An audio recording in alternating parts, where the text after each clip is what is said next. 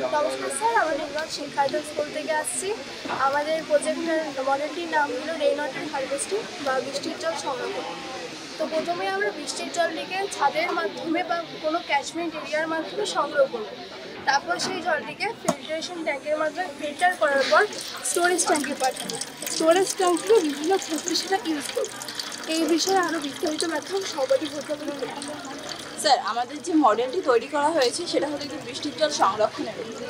যেহেতু আমরা এখন বৃষ্টি হচ্ছে না, এই কারণে আমরা আর্টিফিশিয়াল বৃষ্টি তৈরি করার জন্য ওখানে একটা ট্যাঙ্ক তৈরি করেছি। ট্যাঙ্কটার থেকে পাইপের মাধ্যমে এই মেঘ থেকে বৃষ্টির জল ছাদের ওপর পড়ছে। যেই ছাদে স্যার আমরা বৃষ্টির জল সংরক্ষণ করব, সেই ছাদটি আগে থেকে পরিষ্কার করা যদিও বা থাকবে, তার মধ্যেও কিছু ধূলিকণা বা বায়ুতে যে ধূলিকণা থাকে সেই ধূলিকণা থাকলে এই বৃষ্টির জলের সাথে ছাদে থাকা ধূলিকণা পাইপের মাধ্যমে ফিল্ট্রেশন ট্যাঙ্কে আসবে।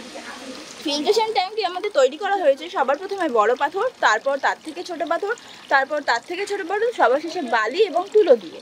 ফিল্ট্রেশন ট্যাঙ্ক থেকে জল পরিশুদ্ধ হওয়ার পর জলটি পাইপের মাধ্যমে স্টোরেজ ট্যাঙ্কে আসবে এবং স্টোরেজ ট্যাঙ্ক থেকে আমরা বিভিন্ন কাজে জলটিকে ব্যবহার করবো, যেমন কার ওয়াশিংয়ের কাজে স্যার, ফ্লাশিংয়ের কাজে, ক্লথ ওয়াশিংয়ের কাজে, তারপর ফার্মিংয়ের কাজে স্যার, ইত্যাদি কাজে আমরা জলটাকে ব্যবহার করব। স্যার, যেটা দেখছেন আমার সহপাঠী বললো যে আমরা আর্টিফিশিয়ালভাবে বৃষ্টি তৈরি করছি, তো তার জন্য আমরা স্যার এখানে পাম্প ইউজ করেছি একটা। সেই পাম্পকে আমরা পাওয়ার সাপ্লাইয়ের জন্য আমরা এখানে স্যার লিথিয়াম ব্যাটারি ইউজ করছি।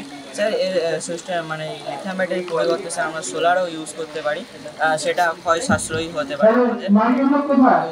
এটাও স্যার আমরা এখানে দেখিয়েছি, এটা আমাদের ইউজও করতে পারি। এবং স্যার আপনারা যে দেখছেন আমরা এখানে লাইটের একটা করেছি, একটা ব্যাটারি এখানে রেখেছি, তার মাধ্যমে লাইটটাকে আমরা পাওয়ার সাপ্লাই করছি। আমরা জানতে পারি নাকি যে আমাদের বিশ্বব্যাপী জলের সংকট প্রচুর আছে। আমাদের পশ্চিমবঙ্গে পুরুলিয়া, বাঁকুড়া, বীরভূম জেলায় জলভরো সংকটের প্রকল্প গ্রহণ করা হয়েছে। আমাদের ভারতবর্ষে তামিলনাড়ু, চেন্নাই, রাজস্থানে বিভিন্ন প্রকল্প করে জল ধরা হয়েছে। তাদের ওখানে বাড়ি তৈরি করলেই আগে বলা হয় যে বাড়ির উপরে বৃষ্টির জল ধরো হিসাবে একটা ছাদ তৈরি করতে হবে, নইলে বাড়ি পারমিশন দেওয়া হয় না।